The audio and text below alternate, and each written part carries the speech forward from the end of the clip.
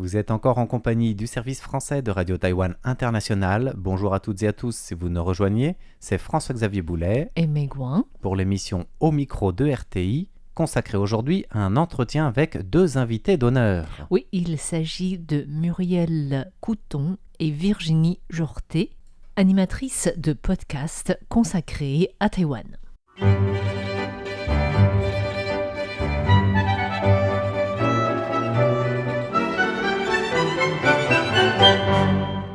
Bonjour Muriel, bonjour Virginie.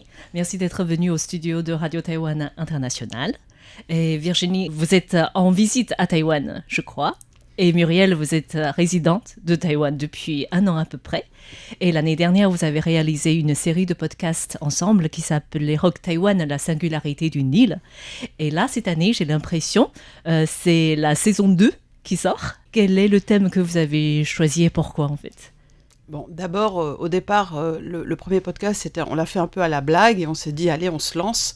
Et puis, on a été un peu surprise d'une part, on était contente du résultat, de la qualité et de l'écoute. La réception a été chouette. Donc, on se dit, ma foi, retentons l'expérience et mettons-nous un autre défi. Donc, on s'est WhatsAppé dans les heures compatibles et on s'est dit, mais qu'est-ce qui nous motiverait aujourd'hui ? Et puis, ce thème est sorti. Je te laisse expliquer le thème. Parce que l'année dernière, le thème d'abord, c'était à partir d'un sac de secours, la nécessité d'avoir ce sac, et pour s'orienter par la suite vers même l'identité des Taïwanais, en fait taïwanaises. Et là, cette année, du coup, le thème qui est ressorti, c'est... Alors cette année, on s'est dit comment on peut continuer à parler de Taïwan, qui est un pays aussi singulier. Et en fait, l'une et l'autre, on a eu le même effet de surprise. En arrivant à Taïwan, la première chose qu'on voit, on se baisse sur les poussettes et qu'est-ce qu'on voit ? Des animaux. Et c'est parti de ça. Et on s'est rendu compte que la question de la natalité, alors donc forcément de sa baisse à Taïwan, est un excellent sujet pour couvrir plein de champs de la société taïwanaise, en parlant des relations, de l'éducation, des études, du travail, de la place des femmes et de l'économie. Alors du coup, dans cette approche de podcast, vous donnez la parole aux personnes que vous rencontrez, qu'elles soient expatriées, francophones ou même taïwanaises, francophones ou anglophones peut-être. Et toutes ces personnes-là, quel est votre critère de choix ? Quelle est la diversité de l'éventail que vous avez rencontré pour avoir un panel le plus large possible, j'imagine ? Muriel, vivant à Taïwan et étant extrêmement connectée à différents mondes, a accès à des sources très très différentes. Et c'est justement cette multiplicité qui fait la richesse et quelque part la crédibilité aussi. Oui. C'est pas une enquête qu'on fait, c'est juste un espèce d'éventail qui donne un reflet image de la situation. Donc c'est vrai que le départ, c'était quand même le filtre francophone, mais on ne va pas se priver de potentielles personnes qui s'exprimeraient autrement. Et donc on est à 80%, je pense, de francophones. D'accord. Que Muriel a soigneusement été chercher. Mais ça, peut-être tu peux expliquer comment ? Oui. Alors, c'était aussi pour couvrir peut-être un biais qu'on a eu au premier podcast, où on était vraiment très francophone et aussi très taipei. Et là, pour la question de la natalité, on sait bien que Taipei est un système en elle-même et que la natalité n'est pas la même en dehors de Taipei. Et c'est pour ça que... Alors d'abord, c'était plus compliqué de trouver du monde. J'ai pu rencontrer plein de personnes. Tout le monde ne souhaitait pas se faire interviewer pour le podcast. Oui. Après, les gens qui ont accepté l'ont accepté vraiment très, très volontiers. Et on a essayé d'avoir des gens mariés, des couples mixtes, d'avoir des célibataires, d'avoir des personnes plus âgées, grand-mères. Nous avons réussi aussi à rencontrer 2 personnes autochtones à Taitung. Donc ça permet aussi d'avoir quelque chose de très différent. Donc on est à 10-12 personnes, sachant que moi j'ai rencontré des gens qui ne seront pas dans le podcast, mais qui m'ont aidé à mieux appréhender le sujet, et c'était passionnant. Et du coup, cette série qui s'appelle « Naître ou ne pas naître », c'est ça, Rock Taïwan. Et du coup, c'est naître ou ne pas naître ? Telle est la question. Et forcément, on va un peu naître, on va un petit peu naître, mais ce qui est étonnant, c'est qu'en fait, cette décroissance de la natalité, elle est pas que à Taïwan. Ce qu'il y a, c'est qu'ici, il y a une évolution tellement rapide des mentalités, des mœurs liées à la démocratie, que ça présage du futur d'une manière presque aussi rapide que ce bouleversement de société. Et donc, c'est presque un laboratoire du futur, en fait. Et qu'est-ce qui vous a le plus marqué de ce qui ressort des entretiens que vous avez pu mener, par exemple, auxquels vous n'attendiez pas en abordant la question de la natalité? Alors moi j'aurais du mal à dire ce à quoi je m'attendais pas parce que j'ai quand même travaillé plusieurs mois sur le sujet, j'ai rencontré beaucoup de monde, donc l'effet de surprise je l'ai moins eu que Virginie. En revanche, ce qui moi me marque le plus, c'est d'un côté une jeunesse qui est en train de ne plus souhaiter avoir d'enfants et sans aucun complexe en fait, voilà, ils ne souhaitent plus avoir d'enfants. Et encore une partie de la population qui se dit « Ok, je vais avoir des enfants, mais ça veut dire qu'il faut que je me marie. » Donc, il y a la question du mariage qui se pose. Et ça, c'est vrai que pour nous, c'est un peu exotique parce que en Europe, on sait que en fait, on a des enfants, mais sans être forcément mariés. On peut finir par se marier. Et aussi, ce qui nous a en fait quand même fasciné, c'est quand, comme disait Virginie, le temps entre le moment où les Taïwanais avaient, on va dire, 4, 5 enfants, et aujourd'hui, on est à 1, voire moins. Donc, pas du tout. C'est extrêmement rapide. Oui, je crois qu'on a des données sur ça, en fait. Justement, je crois qu'à Taïwan, il n'y a que 2 à 4% d'enfants qui ne sont pas nés d'un mariage. En fait, le reste du temps, c'est... Les personnes pensent qu'il faut se marier d'abord et avoir des enfants, en fait. Et du coup, est-ce que le côté de la tradition joue sur la raison de natalité à Taïwan, d'après ce que vous avez rencontré? Oui, certainement. Si les gens refusent le mariage, ils refusent la parentalité. Et s'ils refusent le mariage, c'est pas forcément pour pas avoir d'enfants. Il y a plein de facteurs qui interviennent. Mais cette notion même de la structure du mariage s'interroge, à mon sens, peu. Au niveau des lois. Ce qu'on voit beaucoup, c'est la question de la matérialité, la checklist des facteurs, oui, non, qui aide à prendre en considération tous les éléments qui amènent à un choix. Mais la question des lois n'aide pas. Donc, les lois ne bougent finalement que peu dans la structure du ménage. Et moi, je rajouterais quand même que c'est, au-delà des lois, c'est vraiment le poids de la tradition. Donc ça, tout le monde nous en a parlé. En revanche, on doit avouer que les personnes qui n'ont pas eu ce côté planification, parce que en fait, les gens qu'on a interviewés, les gens que j'ai pu aussi voir par ailleurs, il y a un plan pour avoir un enfant. Alors que, par exemple, les 2 personnes autochtones que nous avons rencontrées, ça a fait du bien parce que c'est dire, non, on veut avoir des enfants, on est dans une société à peu près égalité, où l'égalité est importante, mais c'est le plaisir d'avoir des enfants. Il n'y a pas la réflexion de se dire est-ce que j'ai ma maison, est-ce que j'ai suffisamment d'argent, est-ce que j'ai l'école qui est au bon endroit, etc., etc. Et là, c'était une sorte c'est des gens qui sont juste contents d'avoir des enfants et ça fait beaucoup de bien en fait. Ils étaient dans quelle catégorie d'âge à peu près, ce couple? Alors, on a rencontré une personne qui avait 60 ans et sa belle-fille qui en avait 33. Et du coup, en revenant sur la tradition, en fait, lorsque vous avez parlé que vous avez rencontré des célibataires volontaires qui ne veulent pas avoir d'enfants, est-ce qu'elles subissent une pression de famille, en fait? Est-ce que vous avez parlé de... Ça dépend d'un cas à l'autre. Je pense qu'on ne peut pas tirer de généralité sur les quelques interviews que nous avons fait, c'est pas une enquête.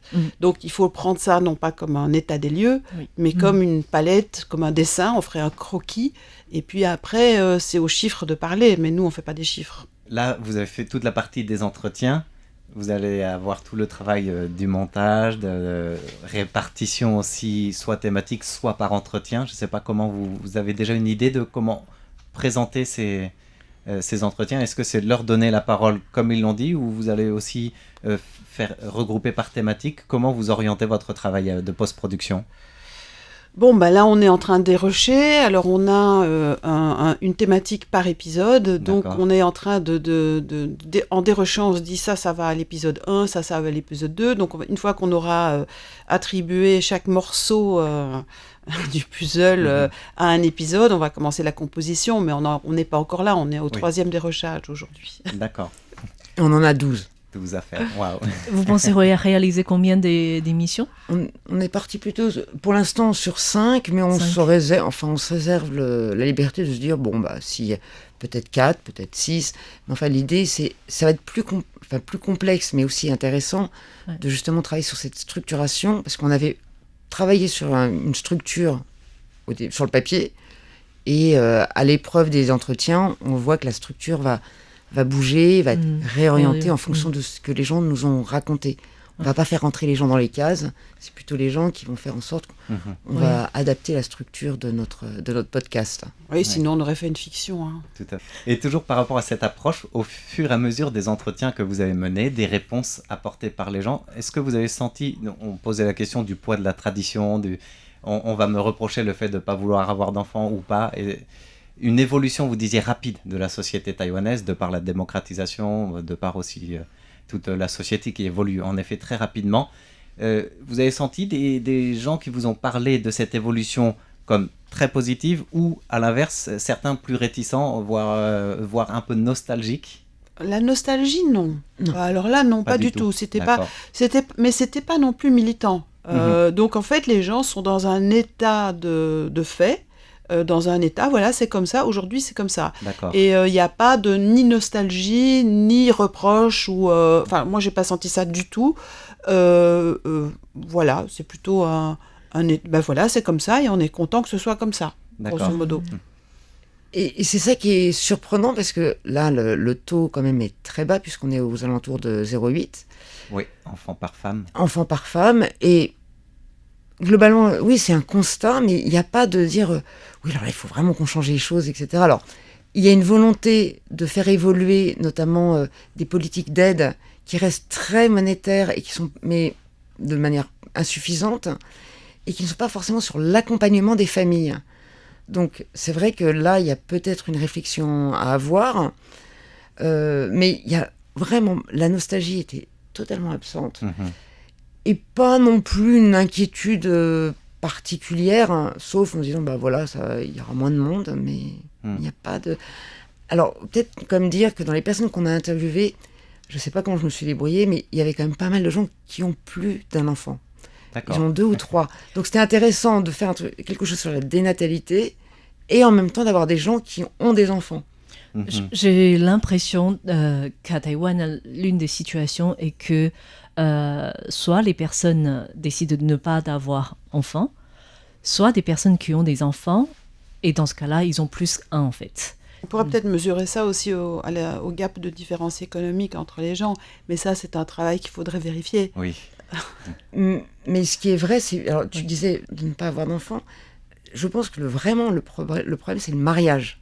C'est qu'en fait, beaucoup de femmes se disent, si je me marie, je vais perdre je vais perdre ma liberté, ma carrière va être mise en cause, il va falloir que je m'occupe de mes beaux-parents, de mon époux éventuellement, et des enfants. Et donc je pense que il n'y a pas quelque chose d'anti-enfant que j'ai pu sentir en Corée. À Taïwan, il n'y a pas ça. En revanche, il y a quand même ce problème du mariage qui reste avec des attendus traditionnels. Et là, c'est peut-être qu'on peut parler aussi ce qui est sorti aussi, et tu posais la question, c'est le rôle de la femme. Oui. C'est ça qui a aussi particulièrement évolué, tandis que le rôle de l'homme a peut-être un peu moins évolué. Ce qui m'a très fort perturbée quelque part, c'est les conditions du divorce, où le mariage implique automatiquement un contrat à vie, puisque s'il y a divorce, les enfants risquent d'être confiés à celui qui gagne plus d'argent. Et en l'occurrence, là, c'est un peu un repoussoir à divorce. Donc si le couple va mal, il perd son enfant. Donc ça, c'est quelque chose il perd. Je parle de manière un peu excessive, évidemment, mais et là, c'est quelque chose qui, moi, m'a vraiment un petit peu effrayée. C'est ça dont je parlais tout à l'heure quand je parlais des lois, c'est que la société, elle évolue super vite, les pratiques, les mœurs et tout ça, mais j'ai l'impression qu'au niveau protection, protection, voilà, ça suit pas tout à fait encore, quoi. Et du coup, est-ce que parmi les personnes que vous avez rencontrées, est-ce que c'est le même ressenti entre hommes et femmes? Alors, dans l'échantillon des personnes qu'on a rencontrées, on a des hommes, mais on ne peut pas dire qu'on a rencontré d'hommes qui ont témoigné sur cet aspect-là. En fait, hier, on en a rencontré un, mais il n'y a pas de... Enfin, on ne peut pas dire qu'on a eu de témoignages d'hommes directs à ce sujet, en fait. Non, on n'a pas eu un homme, par exemple, qui aurait dit « Moi, je veux des enfants, mais je ne trouve pas de femme pour en faire avec moi. » Ça, on n'a pas trouvé. On n'a pas trouvé ça. On n'a pas... Mais bon, il doit y en avoir, forcément. Hein. On n'a pas trouvé d'homme non plus qui dit « Oh, les femmes ne veulent plus faire d'enfants. » On n'a pas trouvé. Mais il y en a probablement. Est-ce que vous avez trouvé rencontré des hommes qui souffrent, entre guillemets, du poids d'il y a 20 ans où il fallait absolument avoir une situation sociale, la voiture, la maison pour prendre en charge un mariage et des enfants, et aussi parce la qu'il descendance. faut la descendance. Est-ce que c'est toujours présent ou ça a évolué ça aussi? En fait, c'est dans toutes les personnes qu'on a rencontrées, tout le monde nous en a parlé. D'accord. En fait, tout le monde en parle. Après, on a eu plus de femmes dans l'échantillon. Et dans les hommes, on a des cas un petit peu différents, en fait, d'hommes, notamment homosexuels, avec enfants, notamment. D'accord. Mais tout le monde en a parlé. Du poids. Donc, de ce problème du poids de la tradition. Quand Virginie parlait de la fameuse checklist, c'est la maison, la voiture, la carrière, etc. Oui. Donc ça, tout le monde en parle. Et par effet de ricochet, c'est aussi donc pression sûrement sur l'homme, mais enfin pression sur la femme de toute façon, parce qu'elle doit rentrer là-dedans avec un bémol.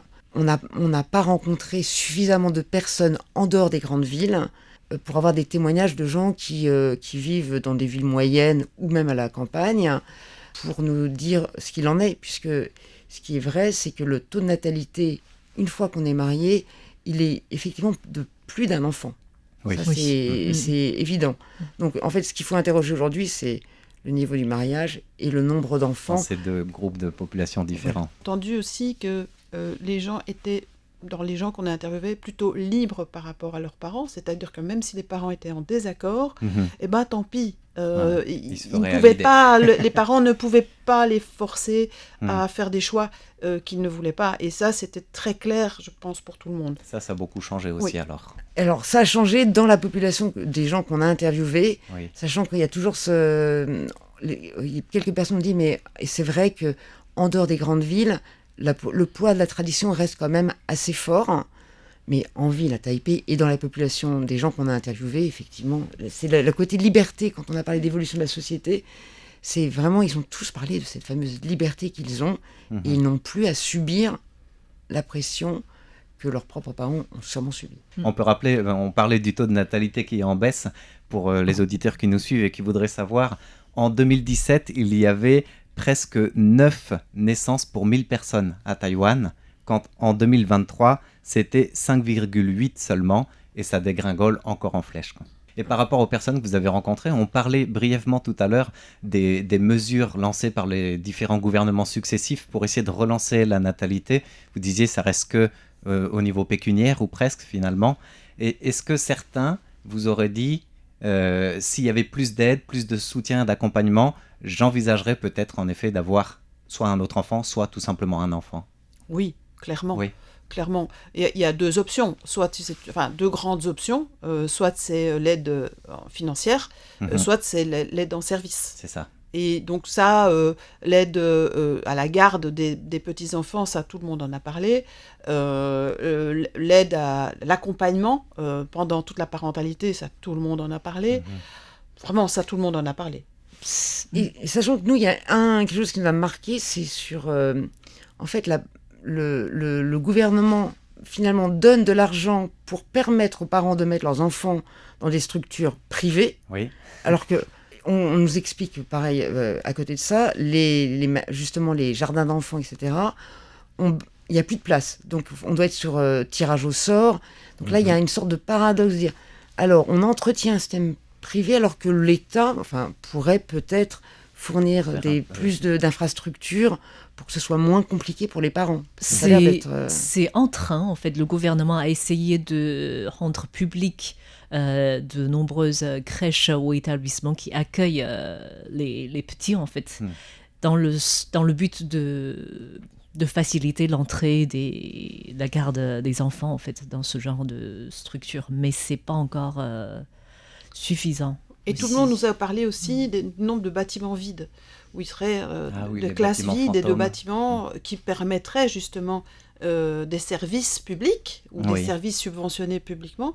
Mais c'est toujours la même question, soit l'externalisation des services vers du privé, soit la prise en charge de l'État ou de la ville pas pour ces services-là. Oui, sachant que la politique d'aide à la naissance ou de politique familiale en général à Taïwan n'existe que depuis les années 2010. Avant, il n'y avait rien, mais c'était aussi lié à l'approche traditionnelle où on vivait plusieurs générations sous le même toit, puis les grands-parents s'occupaient des petits-enfants, puisque de toute façon, ils étaient là pour ça, puis on faisait des petits-enfants aussi pour la descendance, donc pour les grands-parents. Enfin, c'est toutes les mentalités qui ont évolué et qui fait qu'on s'est retrouvé avec, il n'y a plus de grands-parents qui s'occupent des enfants, donc il n'y a plus d'enfants, mais qu'est-ce qu'on fait, quoi ?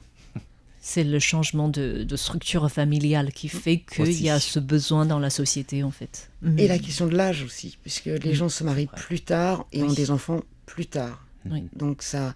Mais dans les politiques du gouvernement, alors vraiment, nous, c'est pas une enquête, mais ça nous intéresse aussi de questionner la question de des cliniques de fertilité.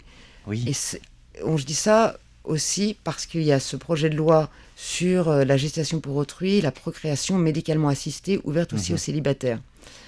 Et là, c'est vrai que parfois, c'est un petit peu, ça peut être un peu surprenant de se dire, ok, il y a une natalité hyper basse, et la chose à laquelle on pense, c'est une réponse technique, mais pas forcément une réponse sociale qui est plus longue, qui a moins d'effets immédiats. On ne peut pas dire dans la seconde, ça va tout changer.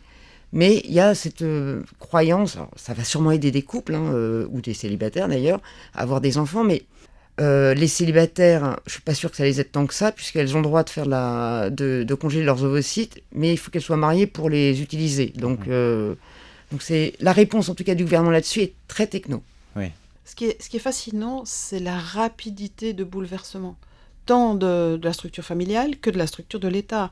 Ça va super vite, quoi. Les organes familiaux deviennent des organes de l'État. Est-ce que les organes de l'État prennent en compte les autoroutes entre les organes, ou est-ce qu'ils prennent en soin les organes, pour reprendre Foucault, évidemment. Effectivement.